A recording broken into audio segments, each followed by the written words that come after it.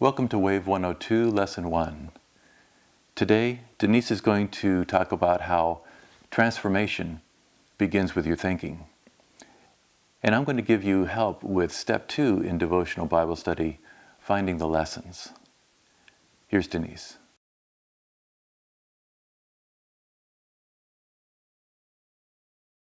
God says in Romans 12:2 that we are transformed by the renewing of our mind.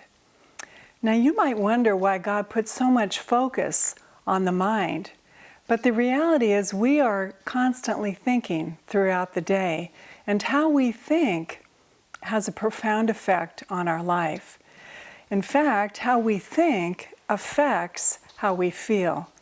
Let me give you some examples of that. Let's just say you're on an elevator with 12 other people and the elevator gets stopped. You're trapped on this elevator. Now you would think by the time you get out of the elevator with these 12 other people that you would all feel fairly similar because you've been through the exact same experience, but that's not how it works at all. About a fourth of you will get out of the elevator and you'll be angry. And the whole time you're trapped on that elevator, you're just looking at your watch. Now you're late for your appointment. You're thinking about being so inconvenienced.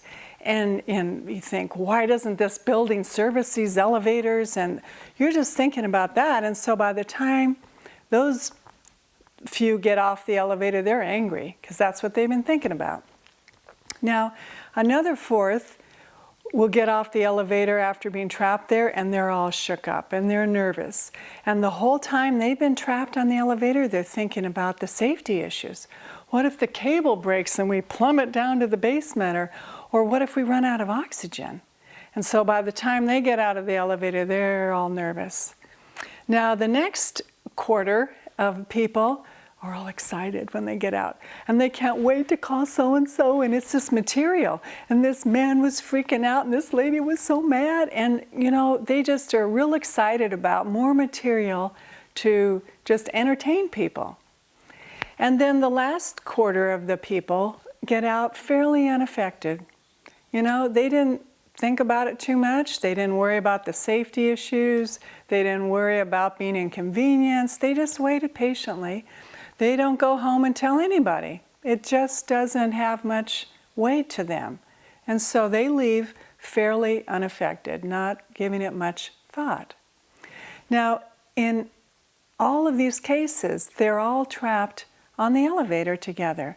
But how they think of it determines how they feel.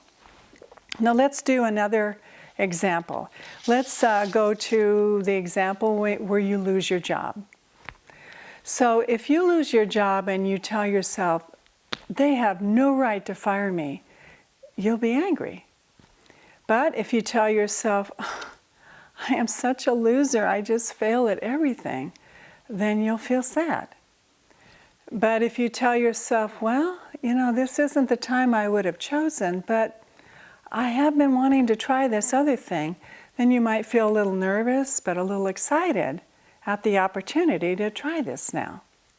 Now, the reality is, when you lose your job, you will probably cycle through all of these thoughts: angry for being fired, sad for feeling like a failure, excited and a bit nervous at this new chance to try something different. That's why you feel like such a mess when you lose your job, because you cycle through these different thoughts, and whichever one you're on determines how you're feeling. And so that's why you're all over the map, in these kind of experiences of losing a job. Now, how about one last example? We go to a party, and I introduce you to Fred. And the whole time that you're talking to Fred, he's looking over your shoulder and across the room. Now, how you interpret Fred's behavior is going to determine how you feel. Because if you tell yourself, what a jerk, he's so rude, then you'll be irritated. If you tell yourself, I bore everybody, he just finds me boring, and I'm just terrible. I don't have anything going for me. Then you'll feel sad. But if you tell yourself, Fred seems a little socially awkward, he has trouble making eye contact. I wonder if he's shy or something. Then you might have a little compassion because Fred might have a problem. So the problem can be there's some people who have picked up this tendency to be angry all the time. It's usually based on the idea that they tend to interpret the events around them personally. That's why they would say Fred is just so rude. They would be sure that he is being disrespectful, that he is dissing them.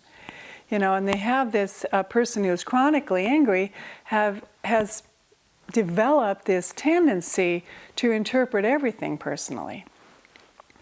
The person who is chronically depressed and wants to hold on to that depression tends to look at something like Fred as more evidence of their failure.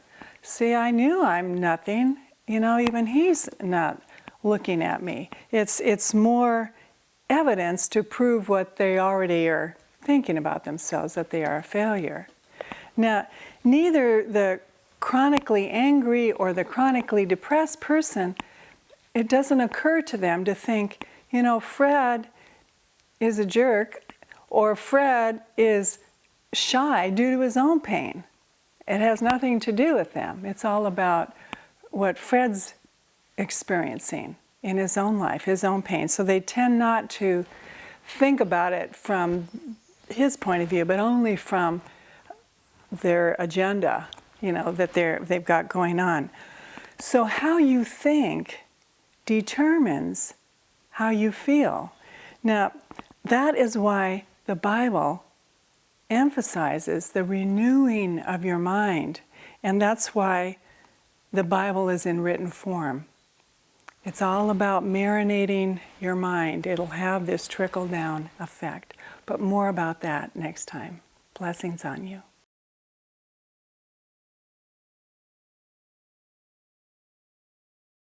Out of the 4 steps in devotional Bible study, the second step is probably the trickiest. So today we're going to give you some extra help with that. To do that, I'm going to show a short video, and afterwards I'm going to ask one question. Could you find something to learn in that video? That's the question. So as you watch this video, see if you can find something to learn. Here goes.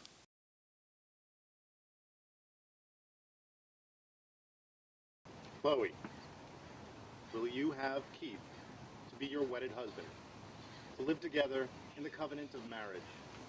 Will you love him, comfort him, honor and keep him, in sickness and in health, and forsaking all others, be faithful to him as long as you both shall live? The rings, please.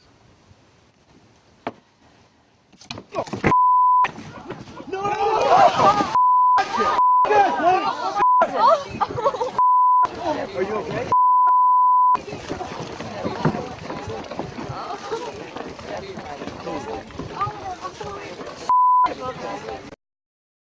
Let's think about what we can learn from that video.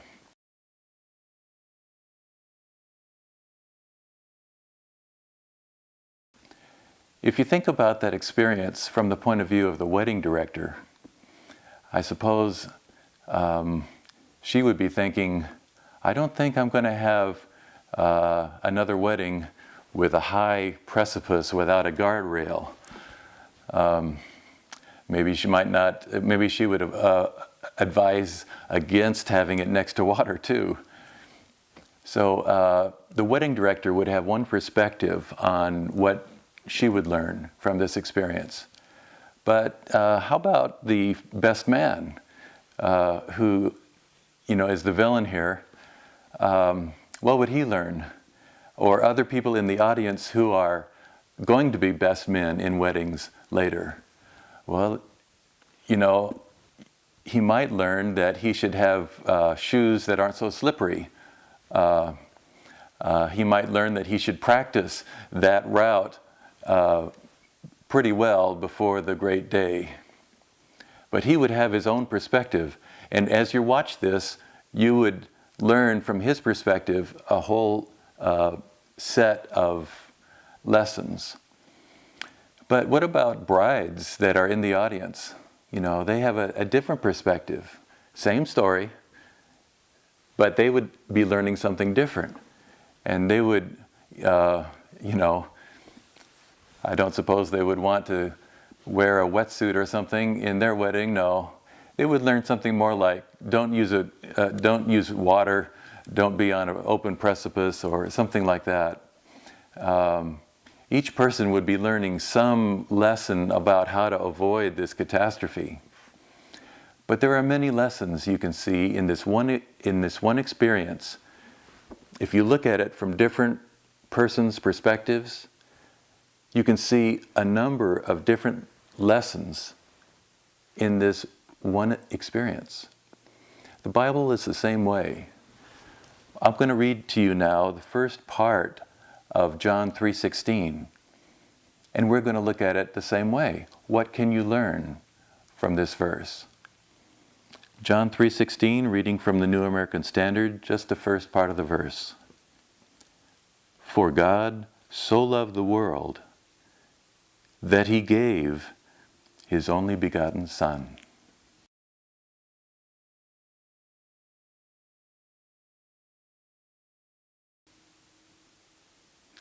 Okay, now think about this from the idea, what can you learn from this passage?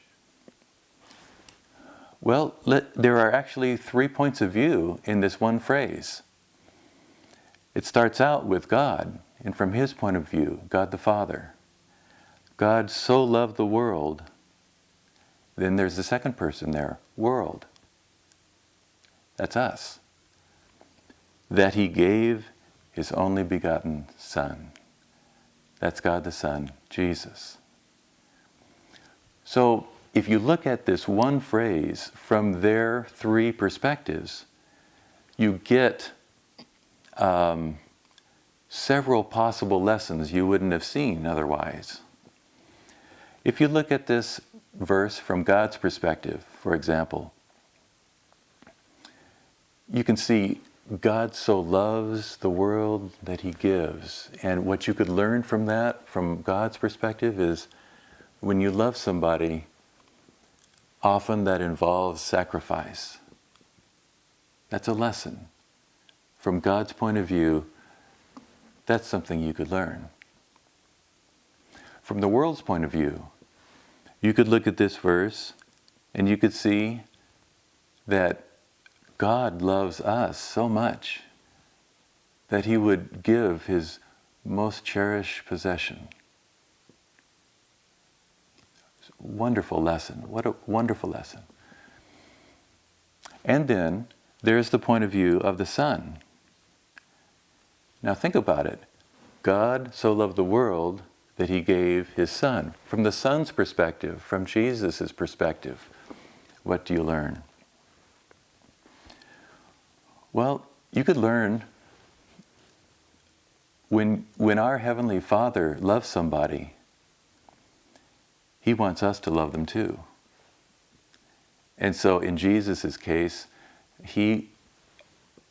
whatever the Father said, whatever the Father did, Jesus did on earth, John tells us. And he assumed the same love for us that God the Father had. So for us to learn that lesson, it would be when God loves somebody who is somebody you don't particularly care for, he wants you to love them like he loves them. So do you see how when you look at a verse and it's hard to find a lesson, often it's because you're stuck in one perspective. And if you just look around in the verse for other perspectives, you can look at what the verse is teaching in different ways, in different new ways, and that often helps you find a lesson, something to learn from the passage.